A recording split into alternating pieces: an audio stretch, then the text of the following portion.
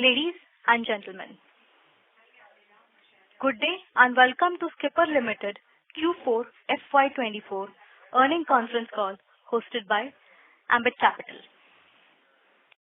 As a reminder, all participant lines will be in listen-only mode and there will be an opportunity for you to ask questions after the presentation concludes. Should you need assistance during the conference call, please signal an operator by pressing star then 0 on your touch-tone phone. Please note that this conference is being recorded. I now hand the conference over to Mr. Prakhar Porwal from Ambit Capital. Thank you and over to you, sir. Thank you. Hello everyone. Welcome to Skipper Limited 4Q FY24 earnings call. On the management side, today we have with us Mr. Sharan Bansal, Director of the company, Mr. Shiv Shankar Gupta, Chief Financial Officer, and Mr. Aditya Dujari, General Manager Finance and Investor Relations. Thank you and over to you, sir, for your opening remarks. Thank you, Prakhar. Good evening, everyone, and thank you for your continued interest in Skipper. Before we delve into our operational financial highlights, I would like to emphasize that any forward-looking statements made during the call should be viewed in light of the risks facing our industry and company. Now let's review some key operational financial highlights compared to previous year's quarter. I am delighted to report that Skipper achieved its best ever revenue quarter, reaching rupees 1153 crores compared to rupees 657 crores in the previous year's quarter, representing a remarkable growth of 76%.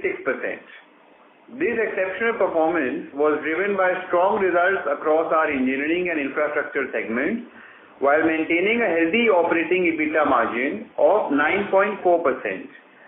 Segmental revenue breakup revealed significant achievement.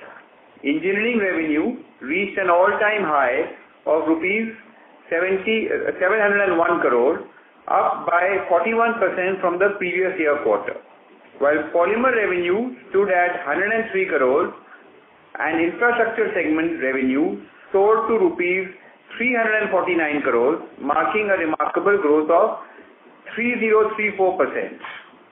Our quarter 4 engineering export sales reached rupees 198.7 crores, constituting 28% of overall engineering segment revenue, with year-to-date export sales totaling rupees 635.6 crores, contributing significantly to our revenue growth. In the infrastructure segment, we achieved our best ever quarterly revenue, fueled by robust execution in BSNL and other T&D projects. We anticipate this momentum to continue into the next quarter. Now moving on to our quarterly financial performance, reported consolidated EBITDA increased to rupees 108.6 crores, with operating margin standing at 9.4% for the quarter. Engineering segment EBITDA margin reached 11.6%, reflecting our focus on executing better quality contracts and expanding our international business.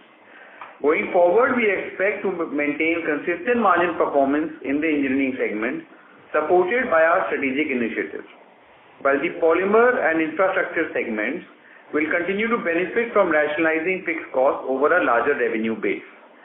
Our management remains focused on bottom line improvement, with consolidated PBT increasing to rupees 47.6 crores and PAT reaching rupees 25.2 crores for the current quarter.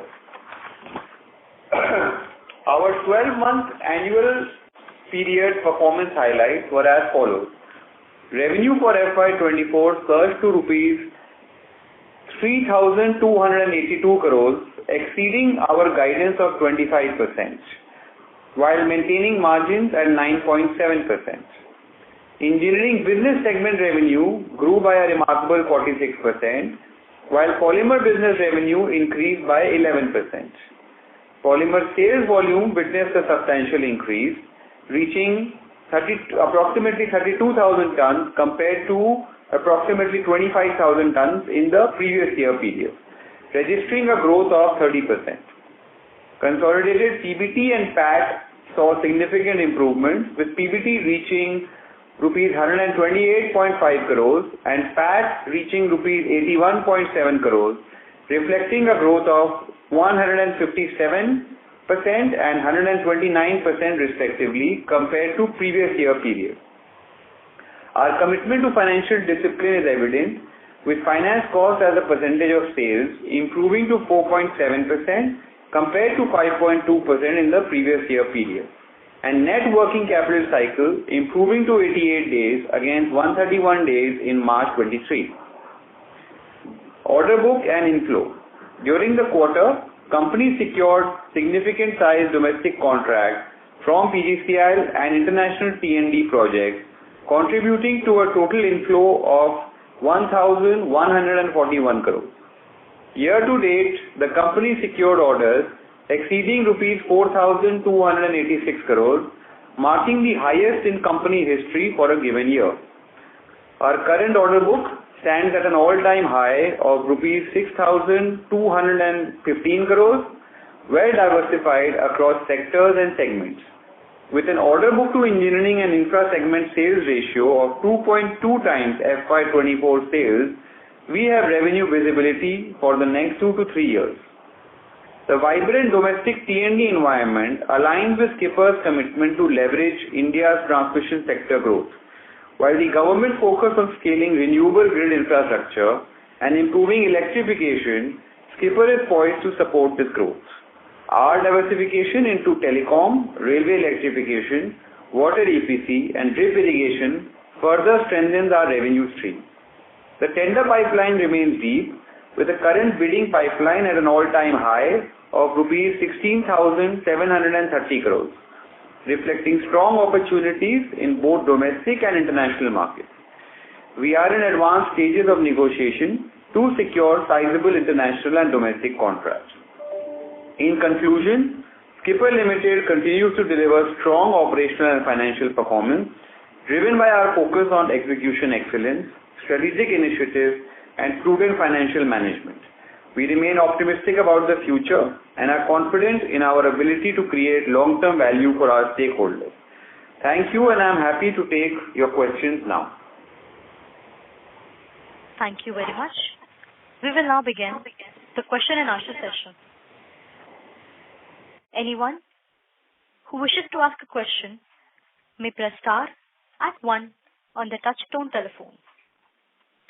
If you wish to remove yourself from question queue, you may press star and 2. Ladies and gentlemen, we will wait for a moment while the question queue assembles. The first question is from the line of Dhruv Agarwal, an individual investor. Please go ahead. I'm audible, ma'am? Yes, sir. Yes, Mr. Dhruv, please go ahead. Yeah. Good evening, sir. Congratulations on the best ever quarter, sir. So my first question is, sir, there has been a huge fall in the gross level margins over year on year and over quarter on quarter, sir. That is, it has been fallen to 21% in quarter 4 FY24 from 36% in quarter 3 FY24. So can you please explain me the reasons for the change, sir? That is there any one-off items in the cost of goods sold or something else, sir? Actually, our margins our margins need to be seen on a 12-month basis, and we have delivered consistent EBITDA margins.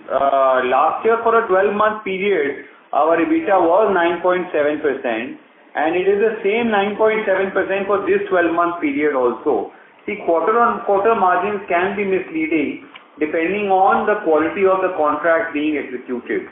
So, honestly, on an annual basis, I believe we have delivered consistent EBITDA margins on a much higher revenue base. Sir, if I compare on the annualized basis, I'm just basically talking about the gross profit margin, sir, not just EBITDA margin. If I compare the 12 months also, sir, it has been fallen from 36% to 24%, sir. So what was the reason, sir? I'm not very sure where you are getting this number of 36 and 24, sir. Sir, if I deduct cost of goods sold from the sales, sir, then we will get the gross profit, sir.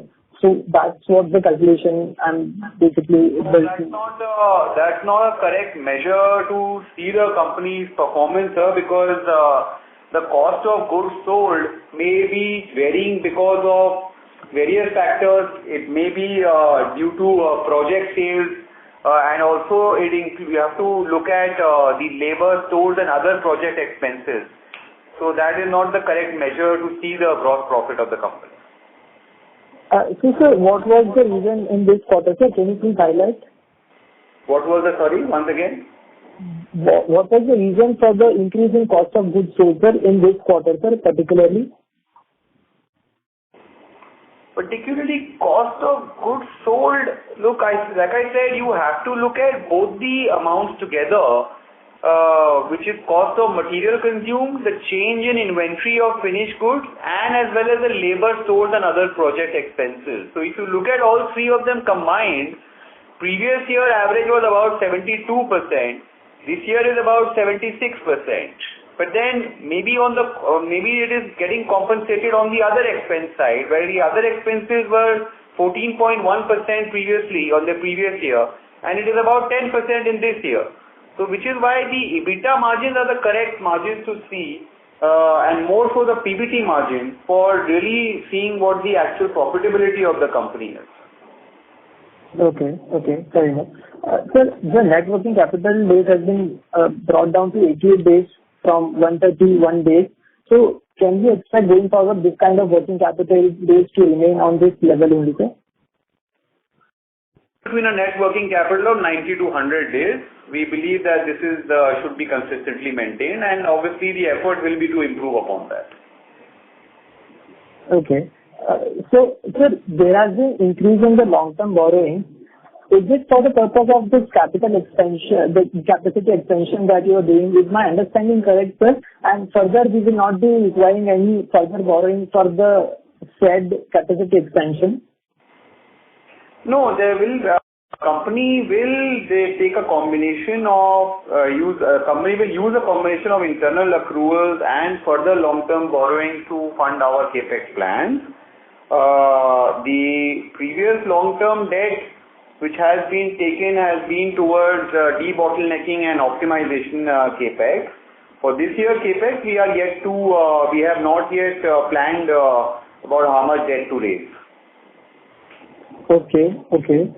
So sir, by what time do you expect this capacity to live in, and after that, what kind of orders the company is able to capture, and what would be the peak revenue post this expansion, sir? Can you please highlight on that, sir? In terms of revenue, as I said, as we mentioned in the investor presentation, that even on the enhanced, earlier in the beginning of the year, we had guided for a 25% CAGR growth. However, this year we have delivered close to about a 66% against our guidance of 25%. Now, even on this enhanced revenue base of approximately 3,300 crores, we are maintaining our revenue guidance or revenue growth guidance of 25%, for the next 2 years at least.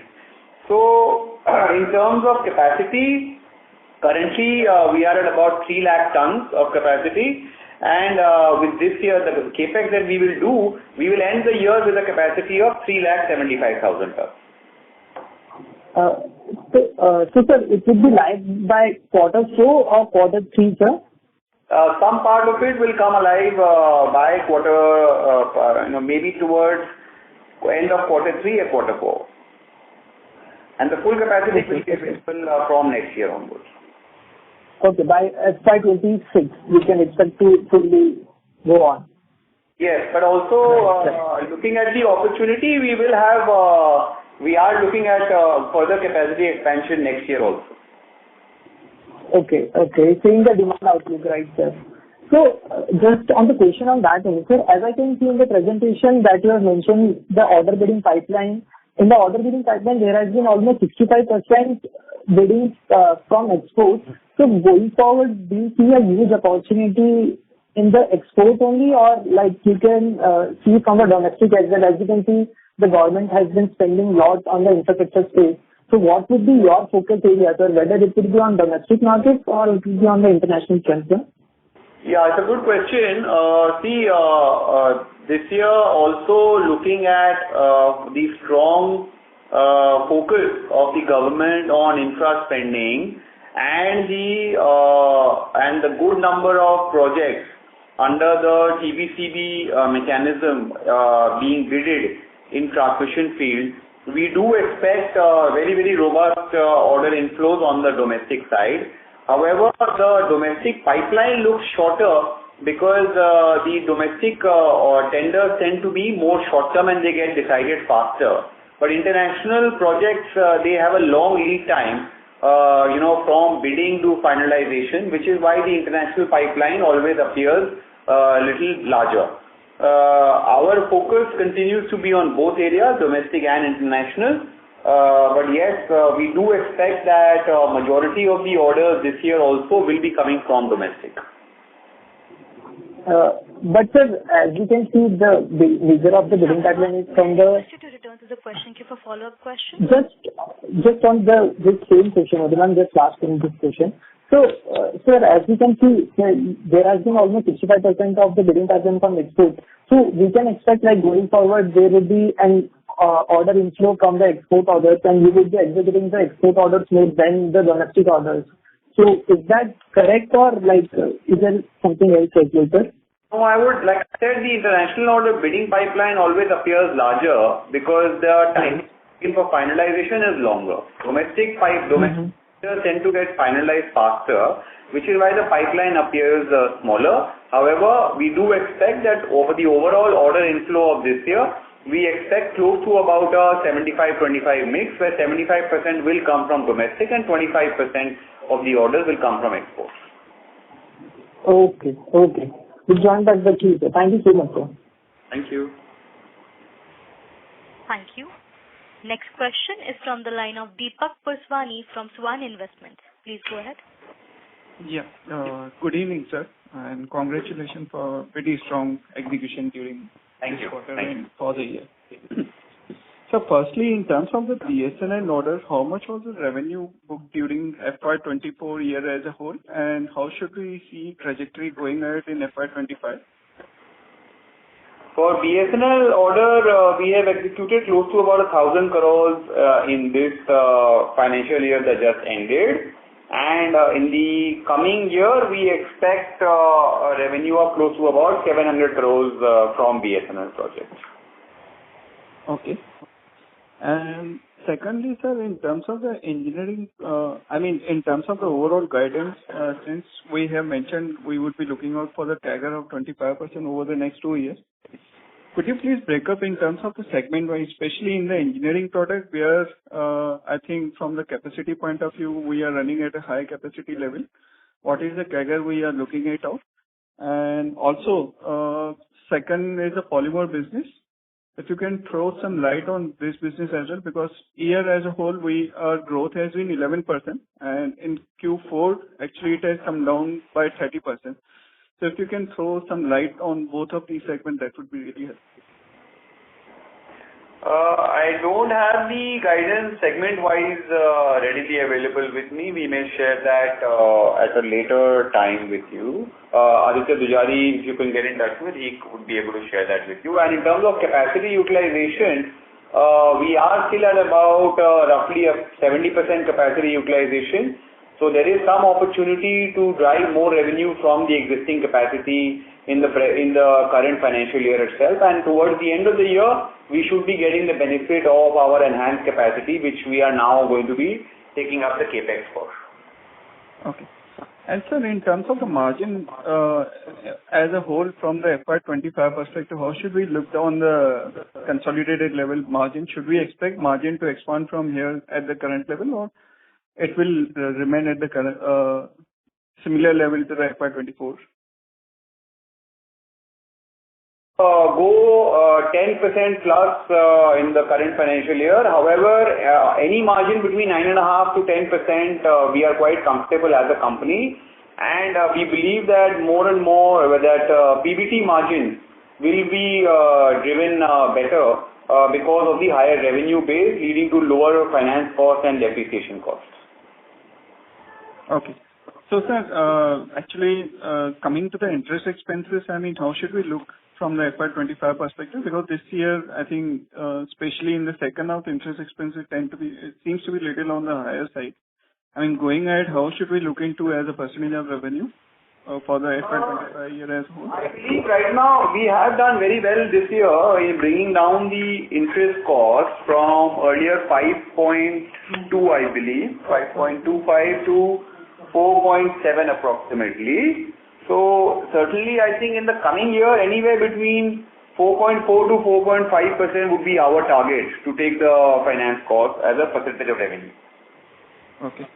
And also, sir, could you please also throw some light in terms of the fund-based limit and non-fund-based limits and how much is currently utilized?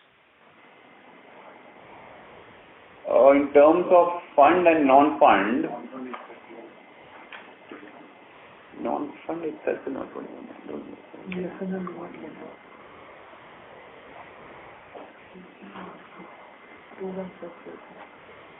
About 2,100 crores is fund non-fund. Non-fund. Non-fund. About non-fund limit is about 2,155 and fund base is about 525.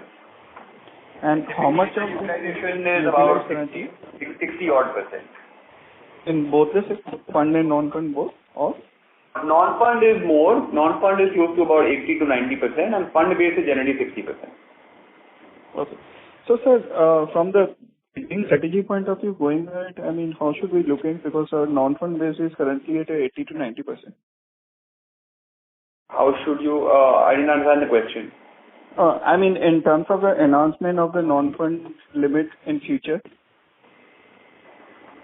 Well, that will be based on the company's requirement and the kind of projects we expect to get. So I believe that will be really based on the company's working and requirement from time to time.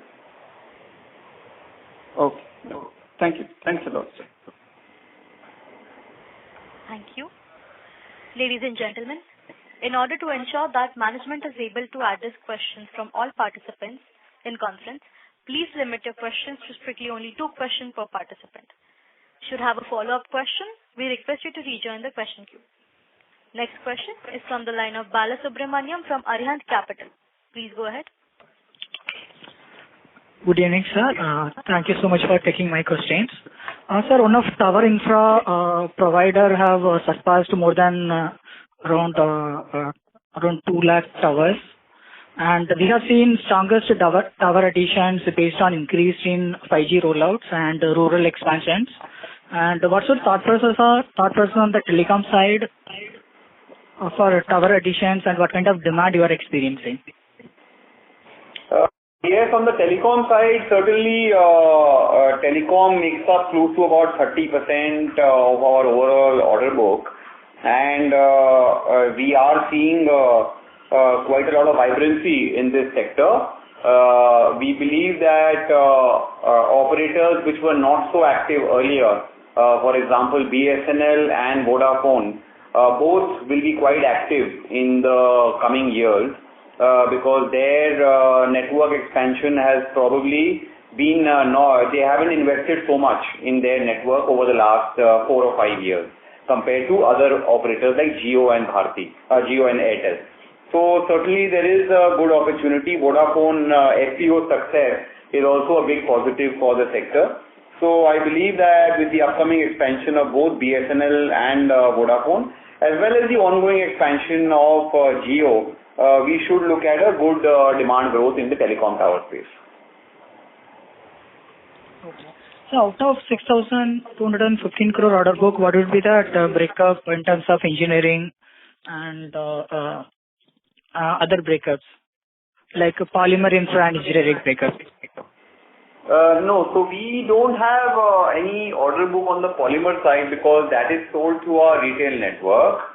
And in terms of the overall order book breakup, we have just a minute. 13%. Oh, sorry. Exports is 13%, and total domestic is 87%, out of which T&D is 53%, and non-T&D is about 34%. Got it, sir. Thank you. Thank you. Next question is from the line of Darshil Zaveri from Crown Capital. Please go ahead. Hello. Good evening, sir. Hope I'm audible. Yes, you are. Yeah. Hi. So a lot of my questions have been answered. So just wanted to ask, sir, with our order book of like around 6,200 crores, what would be our execution timeline for that, sir? Normally, the execution timeline is between 2 to 2.5 years. Okay, sir. And so we have a great pipeline for us. So what kind of like win rate are we seeing for that, sir? See, it differs from market to market. As the bidding pipeline is growing, the win rate is also changing quite frequently. Very hard to put, a win rate. In certain markets, I can tell you our win rate is 50% plus. And in certain markets, it is as low as 10 to 15% also. So on a blended basis, I think roughly we can assume that we do enjoy a 25 to 30% win rate among the bidding pipeline, but that's a very broad generalization. It really differs from market to market. Oh, okay, sir. So why I was asking this question is basically we've given our 25% growth rate target, but with our order inflow and pipeline, it can be is it a fair assessment that, we can again outperform our, stated guidance, because that's the way it's looking with all the macro factors also, sir? Yes, it will certainly be our target to outperform our given guidance. Oh, perfect, sir. And so just like with the rates of our margins, we think on the bottom line we expect a better rate. So could we just think of our EBITDA as a gross margin, and everything else that flows down, PBT will be, we'll be able to get maybe in FY26 a very higher, profit margin totally because after our capex, or how would that work out? I believe that company is looking at continuous improvement in all margins, whether it is EBITDA margins, PBT margins or PAT. We don't want to give any particular guidance beyond what I have said earlier right now. However, obviously with growing revenue and better quality contracts, more export markets, I believe there is a lot of scope for margin expansion in the coming years. Oh, perfect, sir. Just one final question, sir. So any kind of risk, like in terms of, regulatory risk or something that, that can hamper us, our growth prospects, maybe telecom sector or something that you see as a, risk, that something that can hamper us? No, we have absolutely negligible bad debts in our company. So we don't see any kind of receivable risk on that side. Oh, regulatory. I'm sorry, you were asking about regulatory. Yeah, any kind of, maybe an industry norm changes or something on that sort of that can hamper us, maybe, Not really, no. I think there are no our business, I don't see any sort of regulatory risk at all. Oh, perfect. Thank you so much, sir. All the best, sir. Thank you. Thank you. Next question is from the line of Rishi Kothari from PI Square Investments. Please go ahead. Hello. Yeah. Hi. Thank you so much for the opportunity and congratulations on the numbers. It has actually very stellar performance. On the question front, I would like to ask that I saw a point in PPT that the engineered products made from the broader market is developed market, that is North American, Asia Pacific and West African. So it was generally been order coming from the Chinese market and Turkish market. So what exactly made the shift to the players from the China market to the Indian market and specifically to us? Is it because of the product specification that we generally provide, or is it because the market, or is it because geopolitical reasons that we see around the world? It's a good question. I think overall what we are seeing that like in most industries, buyers around the world are adopting a China plus one strategy, and more customers are trying to move their supply chain away from China. So certainly there is a very strong opportunity for good Indian manufacturing companies to take that space being vacated by Chinese companies, and I think that's something which we are also benefiting from around the world. So I feel that this trend will continue. Of course, the change will happen gradually. It will not happen very suddenly, but there certainly is a gradual change on the positive side. So we can expect that yes, more and more of these markets which were earlier dominated by Chinese and Turkish companies will move towards Indian suppliers. And also any product specific USP that we generally provide them that makes us differentiate from our competitors, generally domestically speaking, for any Indian players? So I think engineering strength is certainly something which is a big advantage for us. We in our company, Skipper, we certainly have very strong engineering capabilities of design, load testing and R&D. Which our customers really find a big value add in working with us. Okay. And also, are we seeing any specific demands from different sectors apart from telecom distribution and non-PMD, like for example railway, or any sort of different demand from other sectors? Apart from renewable also, any order book size that we see in the different sectors? As of now, we are focused on our sectors of power transmission and telecom, and we are working on enhancing our products and services within these sectors itself. Company remains open to entering other areas as well as the opportunity arises. But as of now, we see enough opportunities in our two focus areas. Okay, yeah. Thank you so much. I'll join the queue. Thank you. Next question is from the line of Saket Kapoor from Kapoor Co. Please go ahead. Yeah, namaskar, sir, and thank you for the opportunity. Firstly, sir, congratulations for a very good set of numbers and also very detailed set of investor presentation. It covers all the major points and inputs, and we look forward for the continuity of this setup in terms of the investor presentation. So thank you. The team has worked really hard for that. And thank you. Yes, sir. And sir, if now for the EPC part, if you could give some more color, what kind of in which segments do we see the bid pipeline getting stronger, and how would the margin profile look like? Are these fixed price contracts, or do we have escalation clause? Some more color on the EPC project, and that's it. In the EPC side, because of the large amount of opportunities available, because of very good number of bids and projects that are up for bidding, we believe that there is sufficient opportunity to take adequate buffer for fixed price contracts, and certainly that will be the theme going forward. Okay. So we have booked orders for the water scheme also. I think the Jal Jeevan scheme, those are the fixed price contracts generally?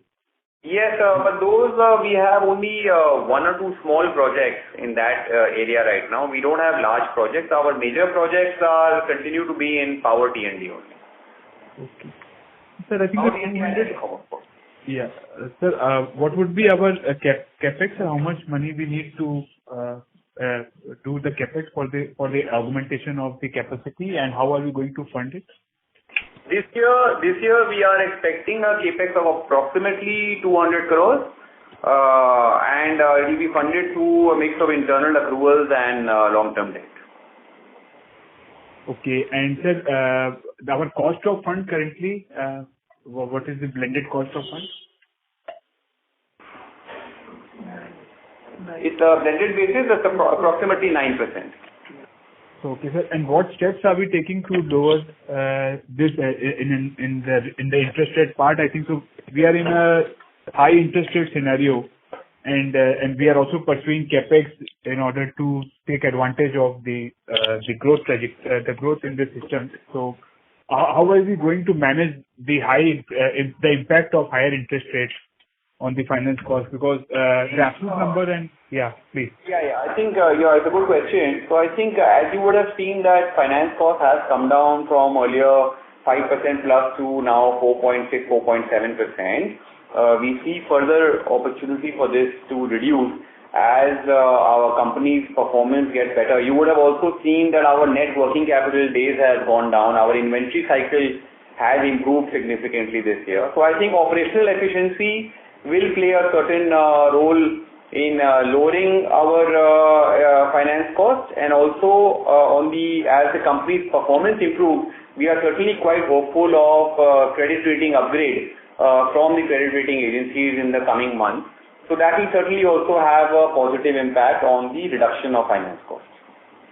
Sir, last point is on, as you have mentioned, that our focus is on the tower and the telecom segment in terms of the core business vertical. So, in terms of BharatNet rollout, does that also envisage the creation of the tower part, or is it only the laying of the OFC that generally will be in the first phase? What would be the benefit for BharatNet? You are right. BharatNet is largely linked to cabling and OFC only. There is not much opportunity for towers there. However, as I was telling the previous gentleman, that there is certainly a lot of opportunity in new telecom tower rollouts, as we see with the revival of Vodafone India and also BSNL. Okay, so that will be leading to the replacement one or the new ones to improve the connectivity? New towers. Okay, and what kind of capex can we envisage going ahead? So I have been hearing numbers of anything between 1 lakh to 2 lakh towers each for BSNL and Vodafone, but I don't have confirmed information. Right, sir. Sir, thank you very much for all the detailed answer, and once again, congratulations to the team, sir. Thank you. Thank you. Thank you. Next question is from the line of Pratik Bhandari from Art Ventures. Please go ahead. Yeah, hi sir. Good afternoon. Good afternoon. Yeah. So just wanted to understand as to what would be the tower testing, in terms of a business size, and how much of it would be in-house and third party? Our tower testing as a business size actually is not a separate vertical. That is not a separate profit center that we track. The revenue, our tower testing and R&D capabilities basically go towards our overall engineering revenue, and we do not do any testing outside. 100% of the testing requirement is being taken care by in-house test bed only. No, sir. I wanted to understand the business side of tower testing. That was my question. And how much of it would be in-house and third party? You're asking about the requirement of... As a business side, how do you see the tower testing as a business? What would be the scale, quantum?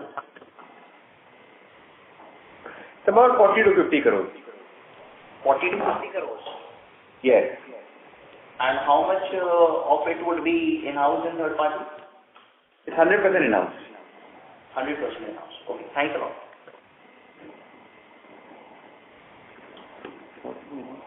Thank you.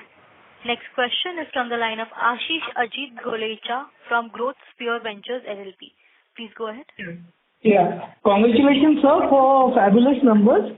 So my two questions were, first question was, how is the transmission business pipeline looks like for the developed markets, considering US and also with respect to Middle East countries where our focus has been, as you mentioned in the last Concall?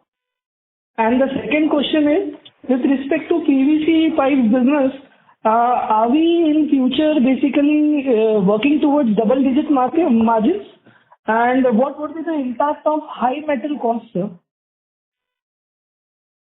Okay, so I have three questions. The first one is about T&D markets globally. So, recently there was an interesting statement by Mr. Sultan Al Jaber, who is the president of COP28, and he had given an indication that by 2030 itself, the investment in either outdated or non-existent transmission grade will need to be about $6 trillion globally.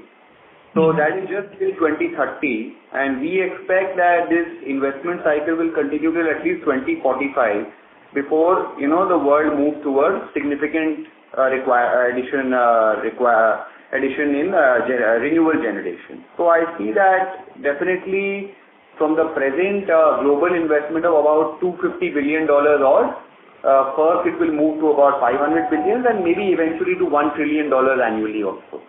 So that is the T&D opportunity globally. In terms of PVC margins, we believe that our volumes have grown quite significantly this year by about 30-odd%. It has not translated fully to value growth because of the fall in commodity prices. And in the coming years, certainly we do expect good growth in both top line as well as bottom line in the PVC business, and yes, we do target that we should achieve double-digit margins in this business in the coming years.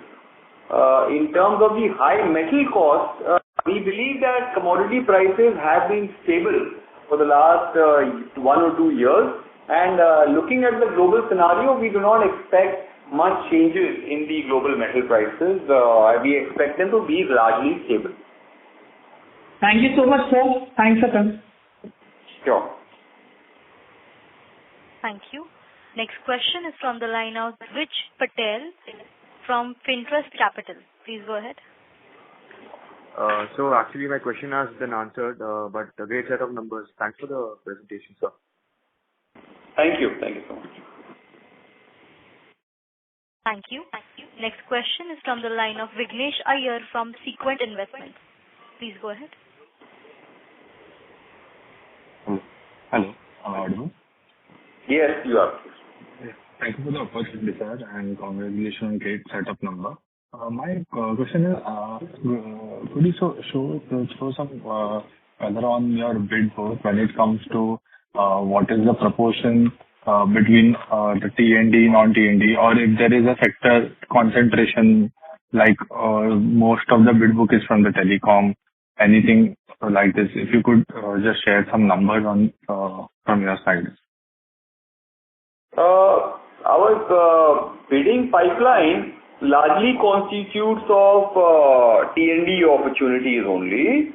In telecom, the bidding tends to be for very short term or tends to be for more, rate contract based orders. So we don't really carry a large order book. We don't really carry a large bidding pipeline in the telecom segment, except for BSNL type contracts. And your second question was? Yeah, that only. I mean, I just wanted to understand if something like, let's say, BSNL has decided to put up X number of towers, and that is quite large considering they have not done much in the past few years. So what would that order, bid book, what would that telecom order set reflect in your bid book? Would it be around 20-30% of the total bid book that you have today in domestic? So in telecom, our total bid book for non-T&D would be less than 10%. Okay. 20% of our be for T&D only. Okay. Right. Got it. Also, sir, if I could understand on the tax rate side of it, we are around 33-34%. If I'm not wrong, it is due to impact of the MAT credits. Are we moving towards a 25% tax rate from next year, or would it be on the similar lines only? Yes, we are going to move from the new financial year. We are moving to the lower tax rate. Okay, all right. Got it. That's all from my side. Thank you. Thank you. Next question is from the line of Prathamesh Saluke from PL Capital. Please go ahead. Hello, am I audible? Yes, you are. Thank you so much for taking my question. So my question is in the telecom segment. So given the 2-year given the 2-year visibility in this segment, just wanted to know what is our current market share and what could be our peak market share in the coming 2 years. You're asking specifically in the telecom segment? Yes, sir. Telecom towers, yeah. In telecom towers, I believe that we are a market leader and we would have minimum 15 to 20% market share presently. Okay, and is it really possible to give the market share for other segments as well?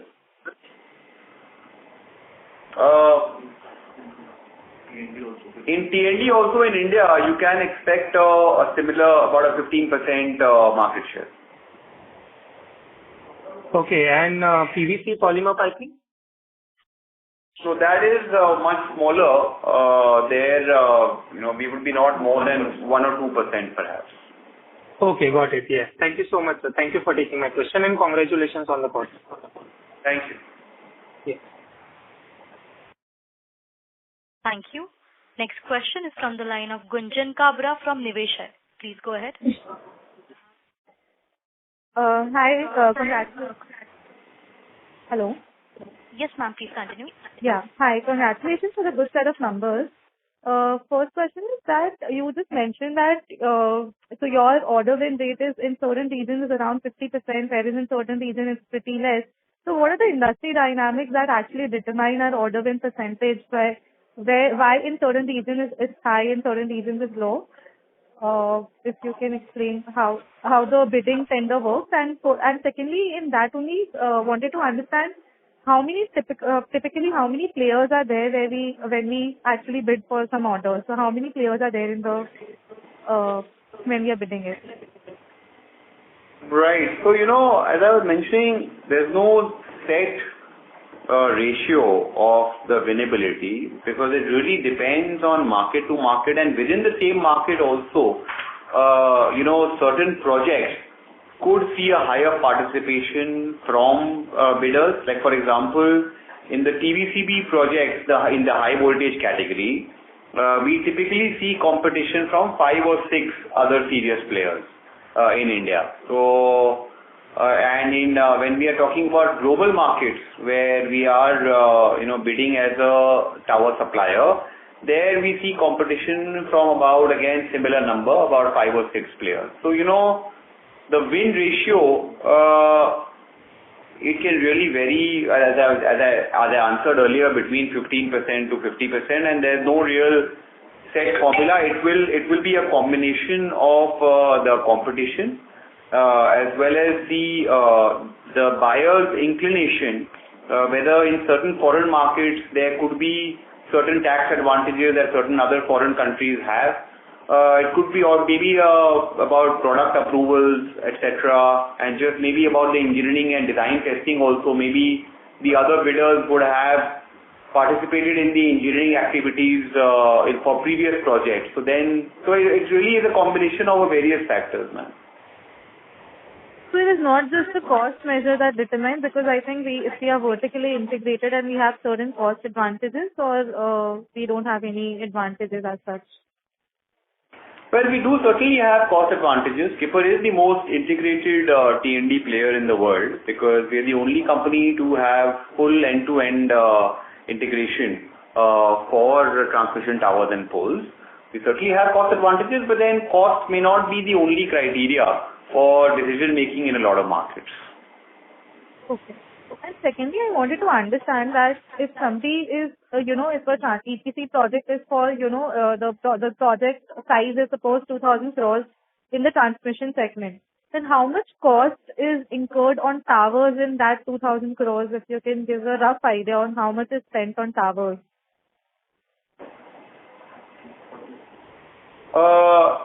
In a typical transmission line project, about 30% is transmission towers, and about 30 to 35% would be conductors, and the rest is other bought out and services. Okay. And in the substation? I would not have the exact breakup of substations, but we are not a very large player in the substation field. We do substation projects, but those are smaller in nature. Okay. Got it. Thank you so much, and good luck. Thank you. Thank you. Next question is from the line of Vignesh Iyer from Sequent Investments. Please go ahead. Thank you for the opportunity again. My question is more on the balance sheet side. I see we are carrying a big inventory of almost 1,200 crores in the balance sheet, which is amongst probably the highest in recent years. So what I just want to understand is there any spillover from the execution of Q4 that is resulting in such a big inventory? Or is it a general norm of carrying, or is this the average inventory size that we will be carrying considering the 30%, 25% growth we have in mind? Yeah. So on a top line of about 3,300 crores, an inventory of 1,200 crores is really not excessive. And if you look at the inventory number of days, in the previous financial year, we were at 170 inventory days, but this year we have brought it down to 135. So there has been improvement. There is further opportunity with optimization in working capital to bring the inventory number of days further, and we look forward to that in the coming years. Okay. Right. Yeah, got it. That's all from us. Thank you. Thank you. Next question is from the line of Ankit Babel from Shubhkam Ventures. Please go ahead. Yes, I just wanted to confirm on the interest cost part. You mentioned that you are targeting some 4.5% interest cost as a percentage of sales. So once you do a 5,000 crore revenue, maybe in a couple of years, your interest cost would be in the range of somewhere around 220 crores. So would the interest cost be that high once you do a 5,200 crores of revenue, maybe in FY26? 4 to 4.5 just for this financial year. In the next year, by the time we hit 5,000 crores, certainly as a percentage, it could be lower. How much could it be? Because, it's a substantial portion of your expenditure. And, because the major improvement which you are expecting in your PBT margins is because of interest cost improvement. So could you just...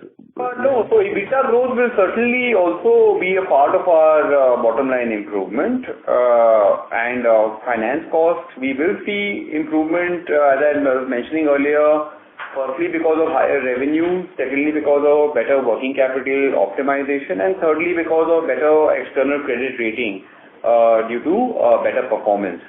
So I'd say all of those will lead to improvement in finance cost as a percentage of sales. I don't have ready guidance right now what it could be possibly in the next financial year. Currently, for the current financial year, you may expect anywhere between 4 to 4.5%. Okay, and at 5,000 crore revenue, what could be your EBITDA margins? What you are targeting for the company as a whole, including the polymer and the EPC and the tower business?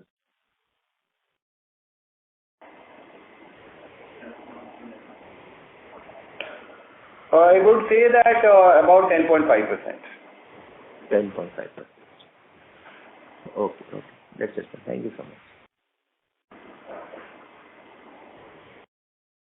Thank you. Next question is from the line of Dhruv Agarwal, an individual investor. Please go ahead. Mr. Dhruv, please go ahead with your question. Yeah. I'm audible. Yes, sir. Yes, please. Yeah. So, sir, what is the capacity utilization in the polymer division stands right now, and what can be the peak utilization that we can achieve? The utilization is about 55% in the polymer business, and at the peak, certainly we can possibly go up to 90%. And in how many times we can, by what quarter or by which financial year we can be able to achieve the 90% capacity utilization, sir? No, so I'm correcting that to 75%, please. Maximum utilization possible. And by, I think, looking at the market growth opportunity, we should be close to that by this year end. Okay. And after that, are we planning for the capacity addition as well, sir? Yes. If we are able to achieve close to about 75% utilization, we will be targeting a capacity growth in that division also. Okay, right. So, sir, my second question is, sir, do you expect any kind of slowdown in the coming quarters due to elections, sir? Whether in the order execution or in the order inflow, sir? It is possible that, yes, order inflows might be a bit slow in quarter one, quarter two due to election season. But that would definitely be temporary because the bidding pipeline continues to remain very, very robust. So, any guidelines, sir, that you can give, like how much revenue will be hit due to this election? No, it's very difficult for me to put a number on that. Overall, in the year, we are quite bullish on a very good order inflow, and I'd like to maintain that only. How much quarter one, quarter two is going to be affected, I don't want to really put a number on that. Okay, right, sir. So the last one question. Sir, like as you can see, your infrastructure division has done very well, sir. Going like from the quarter 4 financial year 23 to the quarter 4 financial year 25, there has been almost like 2,800 times jump, sir. So how big can you see this opportunity would be going forward, and do you like to see any opportunity in this segment, sir? I think with the growth of overall infra spending by the government, and particularly the vibrancy in the T&D and telecom sector, overall, look, we maintain our guidance growth of 25% CAGR for this division also. So it's the same growth guidance that we have for the company. We will maintain that for both engineering and infra division. Okay. So, sir, do you have any plans to make this division as big as we can say for the engineering products or something like that? So, like it is just for 5 to 10% of the total revenue. Are you looking forward to have a revenue mix of around 20 to 25% in this division, sir? I'm sorry, I'm not able to understand your question. Sir, currently, right now, from the infrastructure projects, the revenue mix is around 10 to 15%, around 10%, sir, in the overall revenue. So, are you looking to expand this division to say 20% or 25% of the total revenue mix going forward? Any plans on that, sir? Because I think it is very fixed type of price contract. So, I think you would be able to get margin leverage on that. No, we don't have any particular plans like that to grow the revenue percentage of infra projects. We do infra projects on opportunistic basis, and I believe that long term this will remain about 15 to 20% of the company's top line. Okay. Thank you so much, sir. All the best. Thank you. Thank you. Ladies and gentlemen, that was the last question of the day. I now hand the conference over to management for closing comments.